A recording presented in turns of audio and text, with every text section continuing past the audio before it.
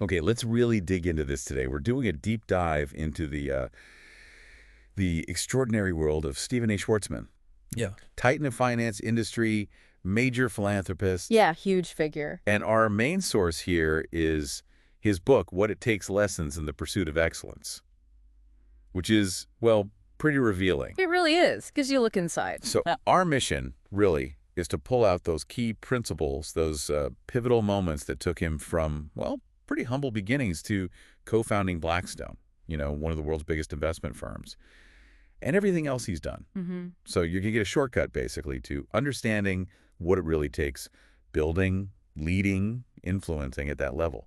Lots of surprising stuff in here. Definitely. And it's fascinating how those early life experiences, how they really set the stage, isn't it? The book emphasizes his family values. Right. Honesty, decency. Yeah, achievement, generosity. These weren't just words. They were, lived experiences for him. Absolutely. And not just family, right? His high school track coach, Jack Armstrong, sounds like a major influence. Oh, huge. Taught him that high tolerance for pain and, maybe even more important, the power of preparation. And how do you see that translating? I mean, track practice to high finance seems like a leap. Well, it's not just physical, is it? That tolerance for pain becomes mental toughness, pushing through crazy hours, handling losses, staying focused when things fall apart. Right, the resilience. Exactly. And preparation. That's everything in finance. It's the due diligence, stress testing, thinking through every angle. It's knowing, not guessing. Huge advantage. Plus, running with his best friend, Bobby Bryant, that underscored loyalty, teamwork, stuff that's easy to forget but vital for building a firm. Yeah, I could see that. Now, what really jumps out early on is that contrast in ambition within his own family. His dad running the linen shop. Schwarzman's Curtains and Linens, yeah. He was just content. Famously told Steve when he suggested expanding, "I'm a very happy man. What more do I need?" Couldn't grasp that drive. Right. And then you have his mother, Arlene. Completely different. Restless, super competitive, that will to win. Learning to sail just to win trophies. Wow. That contrast really shows what Schwarzman meant later when he said entrepreneurship isn't something you can learn. It seems almost innate. And you saw that drive early. High school student council president. He didn't want to be just another name. Wanted to do something big. Yeah, that image of him on the family road trip, scribbling ideas on postcards. Right, to his fellow officers. Trying to find a vision so exciting the whole school would rally behind it. That's early Schwarzman right there. Big picture, getting people on board. Quite a start. Okay, moving to college. There's that twist aiming for Harvard, overestimating his sales pitch. And getting rejected. Ends up at Yale. But, ironically, because he was a fast sprinter, one of the best 100-yard times in PA. It's a great lesson in, redirection, humility maybe. And then even though track got him in, he quits the team at Yale. Which seems odd, right? Well, he didn't find another Coach Armstrong. No motivating team. He realized it was no longer the way to get there. Knew when to pivot, even early on. Smart. And those summers, too. Working as a cook on that Danish freighter, the Kirsten Scow. Canada, Colombia. Yeah, exploring ports, seeing the world, but then that jolt back to reality, getting robbed and beaten up in Santa Marta. Ouch. How do you think that kind of raw experience shaped him? So different from Yale. Oh, I think profoundly. It's a harsh dose of the real world, of risk, of vulnerability. For someone who'd operate at finance's highest levels, that likely built a deeper appreciation for the unexpected. You have to adapt. And yet he brings that innovative spark right back to campus. The New York City Ballet Stories is fantastic. It is. First, getting them to perform, then convincing the manager to let hundreds of broke college kids see a show for free because we can't afford tickets. Pure hustle. Creative problem solving. Absolutely. And then tackling those ancient parietal rules at Yale, the one banning women overnight in dorms for, 268 years? Incredible. And he got nearly 100% response on his survey, made front page news. Yeah, his first lesson in the power of the media, he called it, shows that early knack for communication, for mobilizing opinion. So all these things track. The freighter, campus politics seem to feed into that philosophy he talks about. Education is a discipline. Learn how to think. We never stop learning until we die. It's about constant growth, isn't it? It really is. Not just degrees, but lifelong learning. And speaking of learning, that meeting with Averell Harriman, the elder statesman asks him, "Young man, are you independently wealthy?" Right. And when he says no, Harriman tells him, go out and make as much money as you can. That will give you independence. especially if he ever wanted to go into politics. Kind of set the direction, didn't it? And what a start that was on Wall Street. First job at DLJ, trying to figure out some company's annual report. Genesco. Yeah, he called it Swahili. Felt totally lost, like a fraud. He even says today, hearing the name Genesco makes him sweat, worried someone will expose him. Wow. And he realized nobody bothered to train new hires, just assumed they were smart enough. A common failing, unfortunately. But get this, even though Schwarzman felt he'd wasted your money and done nothing, the president of DLJ, Dick Jenrette, saw something, told him he had a hunch Schwarzman would one day run the firm. Incredible foresight. Or maybe just a good judge of potential under pressure. Maybe both. Then came military service, another sharp jolt. Fort Polk, 1970, with trainees who were barely literate heading to combat. How did that impact him, do you think, in terms of leadership? Well, it cemented his suspicion of hierarchy, his willingness to push back if something felt wrong, made him question rigid systems. Okay. And it was a stark reminder of luck, of how different people's realities are. That experience directly led to his later work with the Navy SEAL Foundation. It stuck with him. So after that detour, Harvard Business School, despite the rough DLJ start, HBS convinced him finance was his thing. He could spot patterns, see solutions. Right. And he kept innovating, even there. As Century Club president, he invited younger, successful guys to speak first. John Kerry, Michael Tilson Thomas. Not the usual old guard. And that run-in with the dean, Foraker, where the dean just wouldn't engage. Yeah, that taught him a huge lesson. He decided if he ever ran anything, he'd insist on truth, on candor, no matter how tough. Because, as he put it, an army of smart people talking candidly beats a few smart people being told what to think. That's core Blackstone DNA right there. A powerful idea. Which takes us to Lehman Brothers. He called it the school I needed. Yeah, where you learn finance by doing it over and over, like the Beatles in Hamburg, he said, or Bill Gates coding, repetitive practice. And the culture there, intense. Every man for himself. He had that great line, nobody at Lehman will ever stab you in the back. They'll walk right up to you and stab you in the front. Brutal honesty, I guess. Huh. But even in that environment, he teamed up with Pete Peterson. Right. A crucial partnership. Yeah. Peterson had the contacts, the network. Schwarzman had the deal execution skills. They complemented each other perfectly. He mentions meeting people like Jack Welch with his dust-buster brain, always asking questions. And advising that Marlon Brando-like chairman at Tropicana must have been quite the education in personalities. No kidding. He says selling Lehman felt great, just wanting out fast. But that freedom came with a catch, that 3-year non-compete right when they were starting Blackstone. Tough timing. Definitely.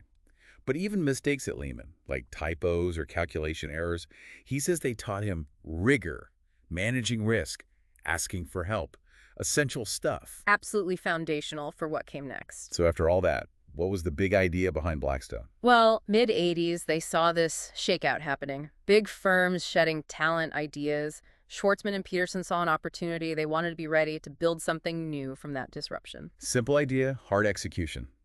And naming the firm.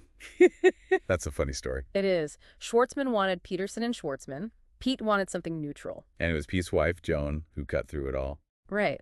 So basically, if you fail, no one remembers. If you succeed, everyone knows. Just pick something and get on with it.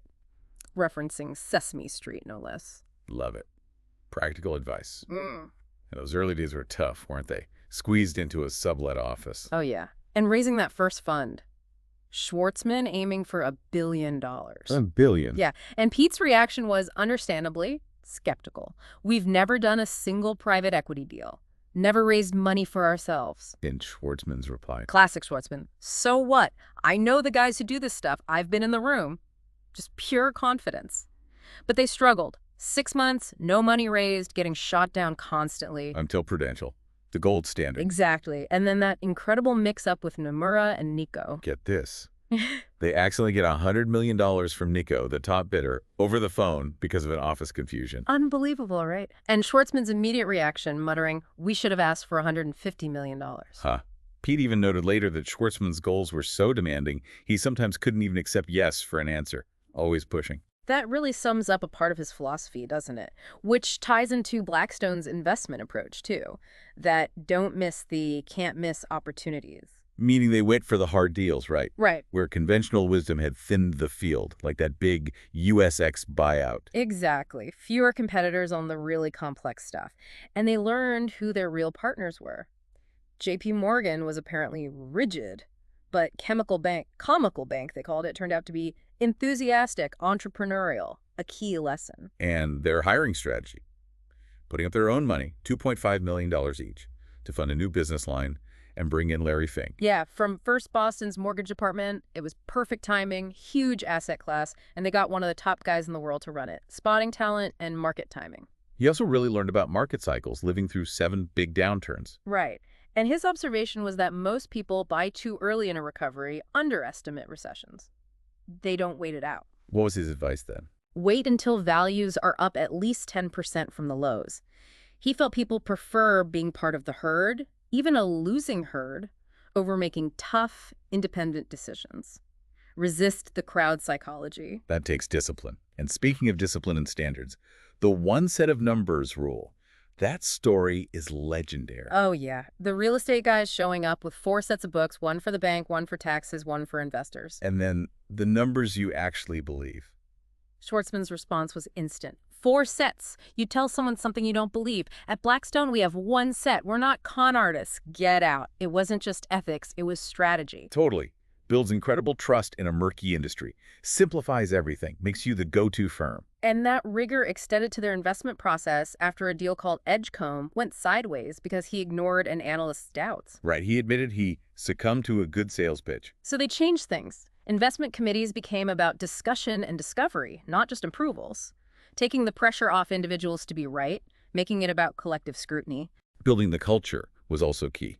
Hiring was tough early on, non-competes, Wall Street being tribal. He saw the abusive culture he came from. Yeah, the yelling, the insulting behavior, kicking machines. He knew that was not going to work for Blackstone. So they deliberately built something different. Absolutely. Put themselves in the shoes of these young people. Invested heavily in training, ensuring people were flawless on the basics. A complete contrast to his own sink-or-swim start at DLJ.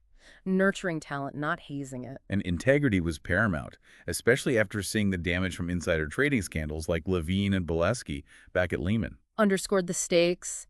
And it's interesting, even the office environment mattered to him. He wanted it beautiful, with warmth, light. Because people spend so much time there, he wanted it to feel good. A human touch. Thoughtful. And that thoughtfulness extends to succession planning. The transitions for Tony James, John Gray, described as organic and inevitable. How do they pull that off? It's about identifying and promoting strong younger executives early, building that pipeline, ensuring cultural continuity. It's long-term thinking, not just reacting when someone leaves. Okay, let's shift to navigating crises. The 2008 financial crisis. Huge test. Blackstone had just bought Hilton. Right before travel just collapsed. But their financing structure helped them survive. Schwarzman describes the whole system having cardiac arrest, banks freezing up, commercial paper markets seizing, a total meltdown. And he actually got involved behind the scenes. Yeah, gave an unusual crash course to Tim Geithner at the Fed, argued for brute force government intervention to shock the markets back to life. His wife even pushed him to call Hank Paulson at Treasury. Just what's the harm in trying? Exactly. And he notes TARP passing was one of the last big bipartisan efforts, a moment of unity. Post-crisis, he kept leading. Speaking in Munich, reassuring people, balancing short-term needs with long-term relationships, like advising against cutting the dividend for China's sovereign wealth fund. Right. Called it burning $50 million. Same advice he gave Bear Stearns earlier. Think long-term. Engaging with government wasn't always smooth, though. Advising Rahm Emanuel in the Obama White House. And Rahm yelling back, "Steve, you're everything we hate, rich Republican businessman," shows the political friction, even when offering economic advice. He stayed involved, though. Fiscal cliff talks, the CEO forum under Trump, always pushing for talent and knowledge, not politics. Trying to be a bridge, it seems, bringing that business perspective. Which carried over into international diplomacy, U.S. trade talks with Mexico, Canada, and his sustained effort on U.S.-China trade. Meeting with top Chinese officials like Wang Qishan and Liu He. But then Trump's tariffs basically blew it up. Yeah, he said the Chinese lost face, didn't know who to trust. But even then, Schwarzman kept giving practical advice, told them how to approach the next G20 meeting, control the narrative, always strategic. Okay, let's talk philanthropy and legacy. Hey. Seems like giving back is deeply ingrained in his family. Definitely. Grandfather sending prosthetics to kids in Israel, father giving credit to new immigrants, planting trees for Israel. It's a long tradition. And his time sharing the Kennedy Center. using his business skills for culture. Yeah. Building relationships in entertainment, making sure Caroline Kennedy was involved, knew her presence was key. Smart leverage. He's really made a mark on education, too, starting with renovating his old dining hall at Yale to reimagine education. Then pushing MIT beyond just more computer science to create a whole new college for AI and computing, creating those bilinguals of the future people fluent in tech and another field. Very forward thinking. And the huge donation to Oxford, largest since the Renaissance, apparently to position the humanities for the future. It's not just STEM for him. No, it's about the interplay. And then, maybe the biggest swing, the Schwarzman Scholars Program in China, his worthy fantasy. Bringing top students from all over the world to Tsinghua University, trying to bridge understanding, avoid that Thucydides trap of conflict between powers. And he put his money where his mouth was pledged, the first $100 million himself. Wasn't hands-off either. No, he oversaw the college construction meticulously. Yeah. Insisted on quality, down to the materials, even bought a worker a suit. And then personally visited 250 universities globally to recruit for it. Deeply committed. So here's where it gets really interesting, wrapping this up. Schwarzman's journey. From that jarring summer job experience to leading Blackstone, influencing policy, it's just this incredible story of persistence, vision, adaptation. Yeah, turning rejections, mistakes into lessons. Always thinking big, always learning, always leading. His whole philosophy, business or philanthropy, seems to be about creating something new, impactful, never giving up. He talks about that virtuous cycle of business growth, the absolute need for integrity, finding fantastic people, challenging how things are usually done. Right. So, thinking about all this, what does it mean for you listening? I think this deep dive really shows that excellence isn't just about being smart with money. It's that relentless drive to improve, to question everything, the guts to act when everyone else is paralyzed. It makes you ask, right? What worthy fantasies, to use his phrase, are you chasing? And how are you using all your tools, even the unexpected ones, to make them real, especially when things feel like they're falling apart around you?